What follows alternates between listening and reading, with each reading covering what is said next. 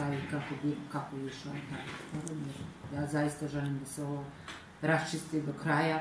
Ne želim da čekam 18. Ne želim da sutra me prozovu da sam uzela vremena, da sam sa vama dogovorila, da uzmem vremena da sve posušim, što bi se reklo, kao što sad optužuju za respiratore.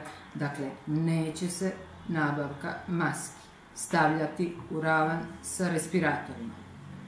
Nećemo to raditi. Želim da danas ovo, evo neka se izjasne zastupnici, sve što treba, ja im sad šaljem na našu grupu da gledalci znaju, imamo našu grupu svih zastupnika na Viber, evo dokumenta su mi sva tu, sva sam ih uslikala i sve im šaljem na grupu šta ih god interesuje, evo nešto ću možda ispustiti, pogriješiti, ali sve ću dodati, sve mogu dobiti u narednih pola sata.